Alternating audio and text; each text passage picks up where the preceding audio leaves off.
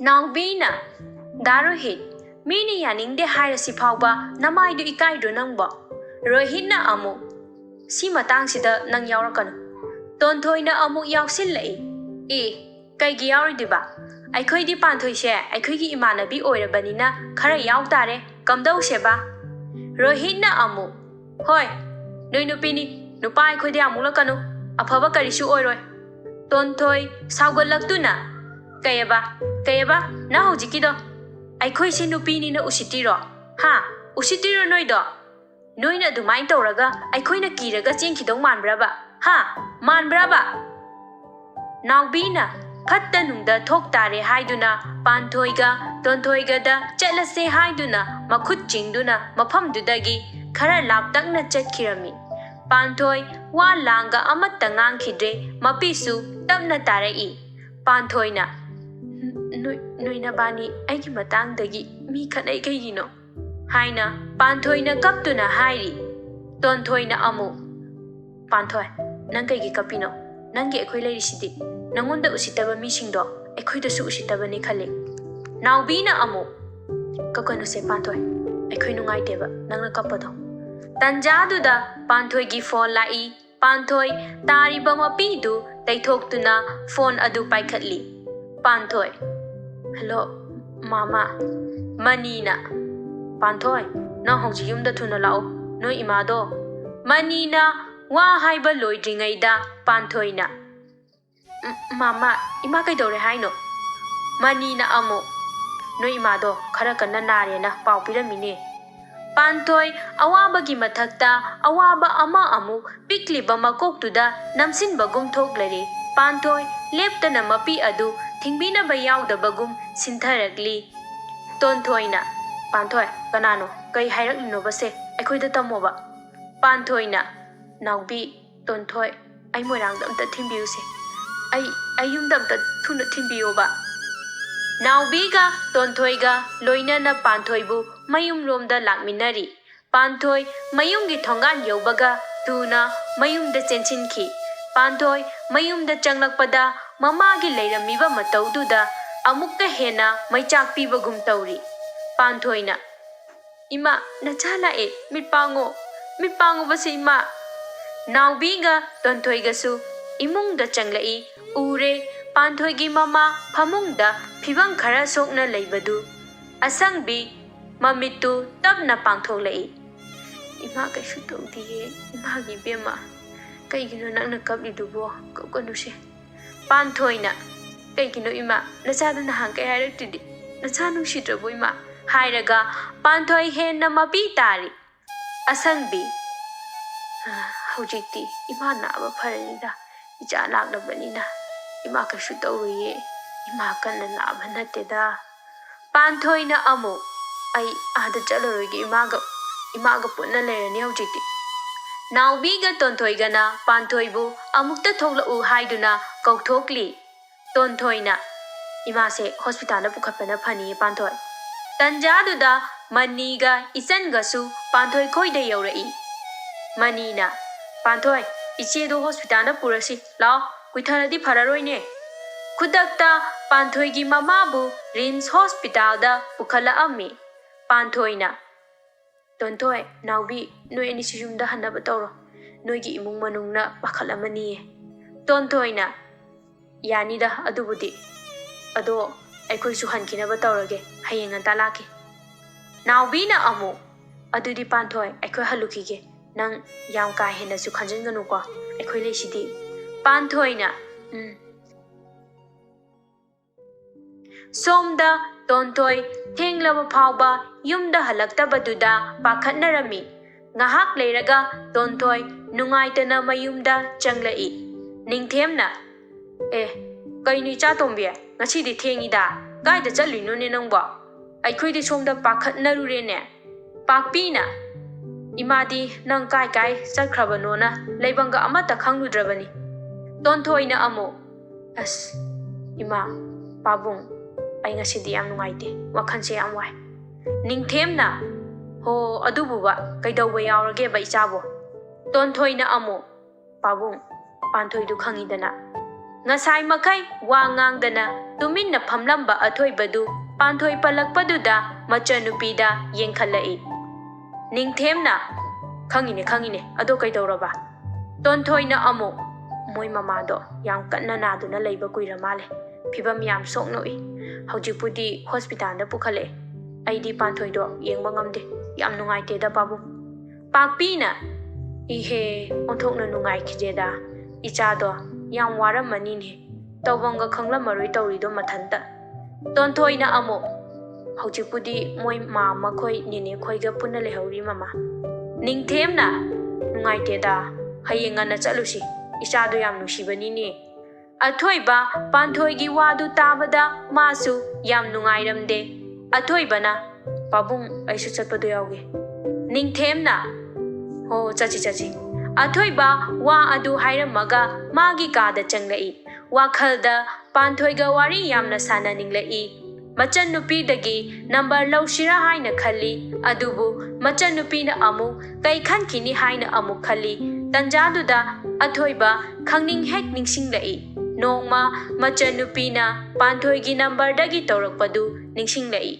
Khudakta phone adu puthoktuna number adu thire. Dawna yarisu number adu leirami. WhatsApp paibra yengbada panthoi WhatsApp pairami. Khudakta athoibana panthoida message ama thajilli. Panthoi mamagi manakta phamlambani.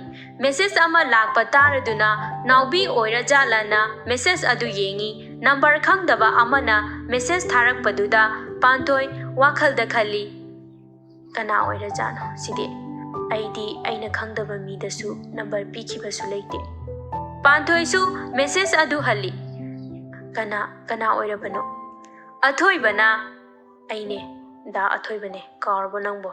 Panthoi athoibana thara iba message tu ngahak ngakna yengi aduga wakhalda madi ai number se tonthoidagi lauri jala. Panthoina khange. Athoibana nang number engonda lerambase ngakpra. Panthoina amu tonthoidagi lauri natradada. Athoibana natte. Panthoina amu adudi kadaidagi lauriba. Athoibana panthoigi message tu ubada nokfet tawi. Masana yauramiba. Panthoina amu masana kamai yauramduino dada. Athoibana amu wayam hangida. Masi angangse wado nangbo. Panthoina amu wade. Athoibana nongma nangi phone dagi aikhoi tonda phone tawrakpado aingonda ningsingniko. Panthoina amu adu ngasaina haiba yadubu. Athoibana ho angang imana haibado khara pharaba kamai tawrage. Panthoina khadi phare ado dada ai thamlage ima cha amta pijakhige ko. Athoibana hoi aikhoisu hayeng lake wakhan yam khanjanganu ko.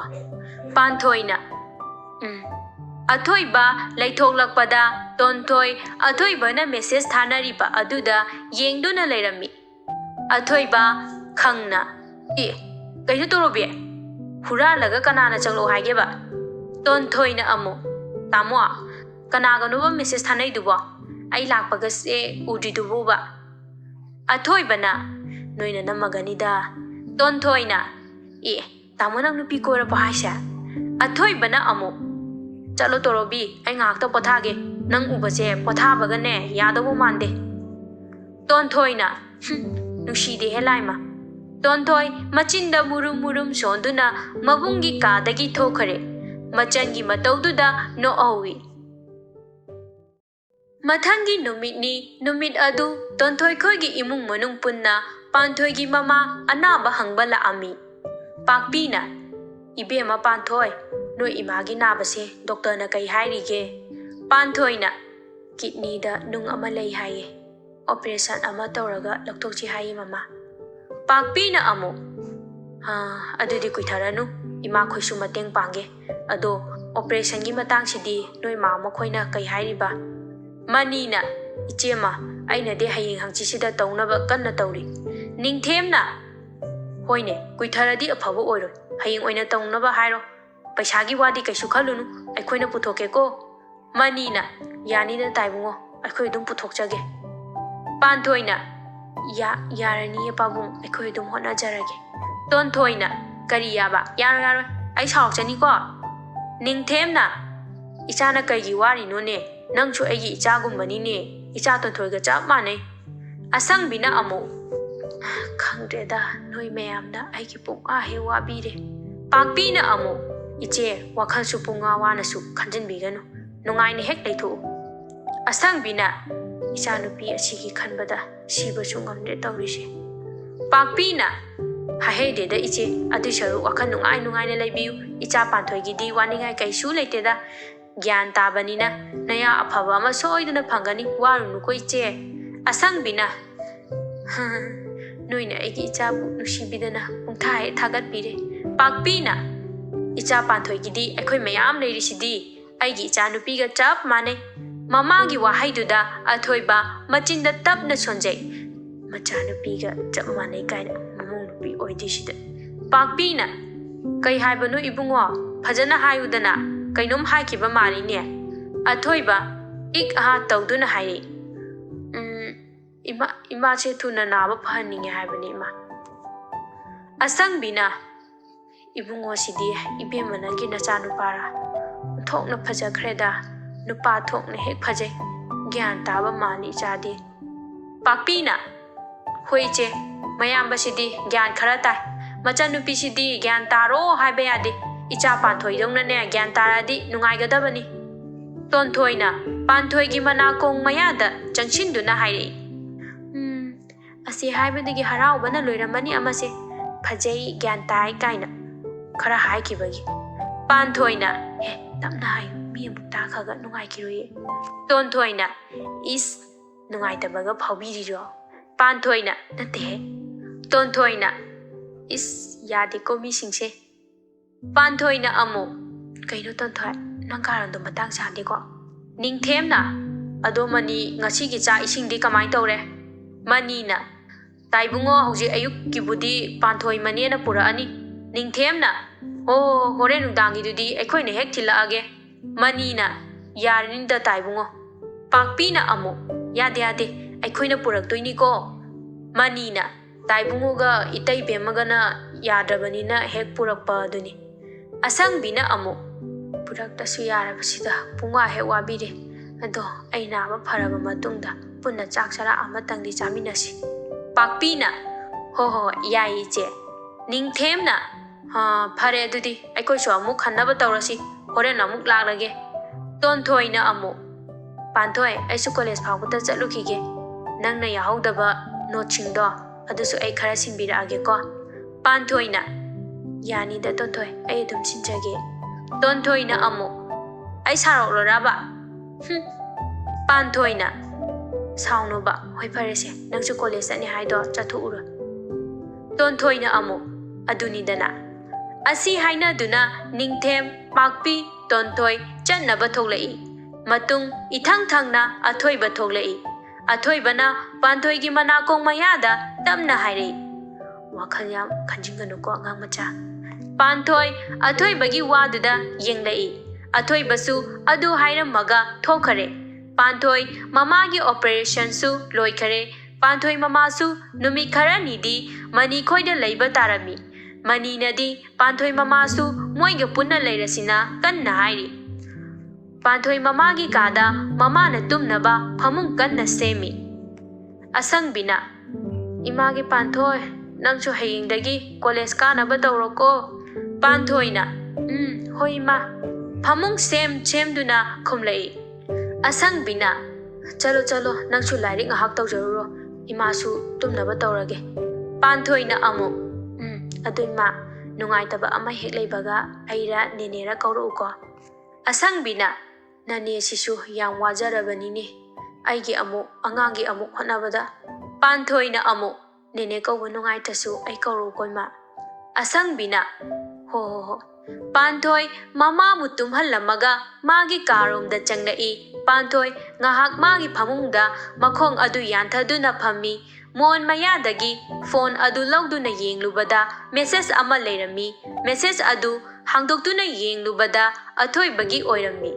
ꯑꯊꯣꯏꯕ ꯑꯉꯥꯡ ꯃꯆꯥ ꯄꯥꯟꯊꯣꯏ message ꯑꯗꯨ reply ꯄꯤ ꯀꯩꯅꯣ ꯗꯗꯥ ꯑꯩ ꯑꯉꯥꯡ ꯃꯆꯥ ꯀꯧꯗꯦꯀꯣ ꯄꯥꯟꯊꯣꯏ ꯀꯧꯋꯦ ꯑꯊꯣꯏꯕ ꯂꯥꯏꯔꯤꯛ ꯑꯃ ꯁꯨꯝ ꯌꯦꯡꯂꯝꯕꯅꯤ ꯃꯦꯁꯦꯖ ꯑꯃ ꯂꯥꯛꯄ ꯃꯈꯣꯟꯗꯨꯗ ꯅꯥꯀꯟꯗ ꯂꯩꯔꯤꯕ ꯐꯣꯟꯗꯨ ꯄꯥꯏꯈꯠꯇꯨꯅ ꯌꯦꯡꯉꯤ ꯄꯥꯟꯊꯣꯏ ꯑꯣꯏꯔꯝꯕꯗꯨꯗ ꯐꯠ ꯂꯥꯎꯅ ꯃꯦꯁꯦꯖꯇꯨ ꯌꯦꯡꯉꯤ ꯄꯥꯟꯊꯣꯏꯅ ꯀꯩꯅꯣ ꯗꯗꯥ ꯑꯩ ꯑꯉꯥꯡ ꯃꯆꯥ ꯀꯧꯗꯦꯀꯣ ꯄꯥꯟꯊꯣꯏ ꯀꯧꯋꯦ ꯑꯊꯣꯏꯕ ꯃꯦꯁꯦꯖ ꯑꯗꯨ ꯑꯃꯨꯛ ꯍꯜꯂꯤ ꯅꯪ ꯑꯉꯥꯡ ꯃꯆꯥ ꯑꯣꯏꯕꯒꯤꯅꯦ ꯑꯩꯅ ꯑꯉꯥꯡ ꯃꯆꯥ ꯀꯧꯔꯤꯁꯦ ꯅꯪꯕꯨ ꯒ꯭ꯌꯥꯟ ꯇꯥꯎꯅꯦ ꯄꯥꯟꯊꯣꯏꯅ ꯃꯤ ꯑꯩꯈꯣꯏ ꯏꯃꯥ ꯈꯣꯏꯅꯤꯅꯦ ꯑꯩꯈꯣꯏꯅꯗꯤ ꯑꯩꯁꯦ ꯂꯩꯁꯥꯕꯤ ꯐꯥꯔꯦ ꯍꯥꯏꯅ ꯑꯊꯣꯏꯕꯅ ꯑꯃꯨꯛ ꯃꯣꯏꯅ ꯈꯪꯗꯕꯒꯤꯅꯦ ꯑꯩꯅ ꯈꯪꯕꯒꯤꯅꯦ ꯅꯪꯉꯣꯟꯗ ꯑꯉꯥꯡ ꯃꯆꯥ ꯀꯧꯔꯤꯁꯦ ꯄꯥꯟꯊꯣꯏꯅ ꯑꯃꯨꯛ ꯑꯩ ꯑꯉꯥꯡ ꯅꯠꯇꯦꯀꯣ ꯑꯊꯣꯏꯕꯅ ꯂꯩꯁꯥꯕꯤ ꯐꯥꯈꯤꯅꯨꯗ ꯃꯇꯝ ꯈꯔꯗꯤ ꯉꯥꯏꯈꯣꯗ ꯄꯥꯟꯊꯣꯏꯅ ꯑꯃꯨꯛ ꯀꯩ ꯍꯥꯏꯕ ꯑꯗꯨꯅ ꯀꯩ ꯍꯥꯏꯅꯣꯕ ꯗꯗꯥ ꯑꯩ ꯀꯣꯛ ꯉꯥꯎꯔꯤꯕꯣ ꯐꯖꯅ ꯒ꯭ꯌꯥꯟ ꯇꯥꯅꯕ ꯍꯥꯏꯌꯨꯕ ꯑꯊꯣꯏꯕꯅ ꯑꯗꯨꯗꯅꯦ ꯑꯩꯅ ꯑꯉꯥꯡ ꯃꯆꯥ ꯑꯣꯏꯔꯤ ꯍꯥꯏꯗꯣ ꯄꯥꯟꯊꯣꯏꯅ ꯗꯗꯥꯅꯗꯤ ꯐꯖꯅ ꯍꯥꯏꯗ꯭ꯔꯒ ꯑꯊꯣꯏꯕꯅ ꯍꯣ ꯀꯩꯁꯨ ꯍꯥꯏꯗꯦꯁꯦ ꯄꯥꯟꯊꯣꯏꯅ ꯑꯗꯣ ꯗꯗꯥ ꯅꯍꯥꯟꯃꯨꯛ ꯇꯣꯟꯊꯣꯏꯅ ꯗꯗꯥꯁꯦ ꯌꯨꯝꯗ ꯂꯩꯇꯦ ꯍꯥꯏ ꯑꯗꯣ ꯀꯥꯏ ꯆꯠꯂꯨꯏꯅꯣ ꯑꯊꯣꯏꯕꯅ ꯑꯃꯨꯛ ꯅꯅꯝꯃ ꯑꯃ ꯊꯤꯕ ꯑꯗꯣ ꯑꯩꯅ ꯄꯥꯝꯕ ꯅꯅꯝꯃ ꯑꯝꯇ ꯍꯦꯛ ꯊꯦꯡꯅꯔꯛꯇ꯭ꯔꯦꯕꯣ ꯄꯥꯟꯊꯣꯏꯅ ꯑꯁꯦꯡꯕꯩꯔꯣ ꯑꯊꯣꯏꯕ ꯄꯥꯟꯊꯣꯏꯒꯤ ꯏꯄꯪ ꯄꯪꯖꯕ ꯃꯇꯧꯗꯨꯗ ꯅꯣꯛꯏ ꯑꯗꯨꯒ ꯃꯦꯁꯦꯖ ꯑꯗꯨ ꯔꯤꯄ꯭ꯂꯥꯏ ꯑꯃꯨꯛ ꯄꯤ ꯑꯗꯅꯦ ꯑꯩꯅ ꯅꯪꯁꯦ ꯑꯉꯥꯡ ꯃꯆꯥ ꯀꯧꯔꯤꯗꯣ ꯄꯥꯟꯊꯣꯏꯅ ꯀꯩꯅꯣ ꯍꯧꯖꯤꯛꯇ ꯗꯗꯥꯕꯨ ꯏꯅꯝꯃ ꯊꯤꯕ ꯆꯠꯂꯨꯏꯅꯦ ꯍꯥꯏꯗꯥꯏꯅꯦ ꯑꯊꯣꯏꯕꯅ ꯑꯃꯨꯛ ꯗꯦꯜꯂꯤꯗ ꯂꯩꯔꯨꯕꯅꯦ ꯌꯥꯔꯕ ꯄꯥꯟꯊꯣꯏꯅ ꯀꯩꯒꯤ ꯑꯊꯣꯏꯕꯅ ꯑꯃꯨꯛ ꯋꯥꯍꯪ ꯌꯥꯝ ꯍꯪꯉꯤꯗ ꯑꯉꯥꯡ ꯃꯆꯥꯁꯦ ꯀꯤꯔꯦꯗ ꯄꯥꯟꯊꯣꯏꯅ ꯁꯨꯝ ꯈꯪꯅꯤꯡꯕꯒꯤ ꯍꯪꯕꯅꯤ ꯑꯊꯣꯏꯕꯅ ꯑꯃꯨꯛ ꯑꯦꯛꯖꯥꯝ ꯃꯆꯥ ꯑꯃ ꯊꯥꯕꯒꯤ ꯀꯣꯆꯤꯡ ꯆꯠꯂꯨꯕ ꯑꯦꯛꯖꯥꯝ ꯄꯤꯔꯝꯃꯒ ꯊꯣꯛꯂꯛꯏꯁꯤꯅꯤ ꯈꯪꯅꯤꯡꯕ ꯂꯣꯏꯔꯕꯣ ꯄꯥꯟꯊꯣꯏꯅ ꯀꯩ ꯑꯦꯛꯖꯥꯝ ꯃꯆꯥꯅꯣ ꯍꯥꯏꯁꯦ ꯁꯤꯅ ꯂꯣꯏꯔꯦ ꯑꯊꯣꯏꯕꯅ UPSCꯒꯤ ꯑꯦꯛꯖꯥꯝ ꯃꯆꯥꯗꯣ ꯈꯪꯉꯤꯀꯣ ꯄꯥꯟꯊꯣꯏꯅ ꯑꯗꯨꯕꯨ ꯑꯦꯛꯖꯥꯝ ꯃꯆꯥꯔꯣ ꯑꯗꯨ ꯌꯥꯝ ꯆꯥꯎꯔꯤꯗꯨꯗꯤ ꯑꯊꯣꯏꯕꯅ ꯑꯗꯒꯤ ꯆꯥꯎꯕ ꯑꯦꯛꯖꯥꯝ ꯀꯌా ꯑꯃ ꯂꯩ ꯀꯩꯅꯣ ꯃꯣꯏꯗꯨꯒ ꯍꯥꯏꯅꯔꯨꯔꯗꯤ ꯑꯩꯅ ꯊꯥꯔꯨꯔꯤꯕ ꯑꯦꯛꯖꯥꯝ ꯑꯗꯨ ꯑꯄꯤꯛꯄ ꯑꯦꯛꯖꯥꯝ ꯑꯣꯏꯔꯤꯅꯤ ꯒ꯭ꯌꯥꯟ ꯇꯥꯔꯦꯀꯣ ꯑꯉꯥꯡ ꯃꯆꯥ ꯄꯥꯟꯊꯣꯏꯅ ꯑꯗꯨ ꯑꯣꯏꯔꯁꯨ ꯑꯊꯣꯏꯕꯅ ꯑꯃꯨꯛ ꯃꯤꯅ ꯑꯗꯨ ꯑꯣꯏꯔꯁꯨ ꯍꯥꯏꯔꯛꯑꯗꯤ ꯃꯔꯩ ꯂꯣꯏꯔꯦ ꯍꯥꯏꯅꯩ ꯄꯥꯟꯊꯣꯏꯅ ꯑꯗꯨ ꯗꯗꯥ ꯑꯦꯛꯖꯥꯝꯗꯤ ꯅꯨꯡꯉꯥꯏꯔꯝꯕ꯭ꯔꯣ ꯑꯊꯣꯏꯕꯅ ꯑꯃꯨꯛ ꯅꯨꯡꯉꯥꯏꯔꯝꯗꯧ ꯃꯥꯟꯕ꯭ꯔꯥ ꯅꯨꯡꯉꯥꯏꯔꯝꯃꯣꯏꯗꯧ ꯃꯥꯟꯕ꯭ꯔꯥ ꯄꯥꯟꯊꯣꯏꯅ ꯑꯗꯨꯕꯨ ꯑꯩ ꯀꯃꯥꯏ ꯈꯪꯗꯣꯏꯅꯣ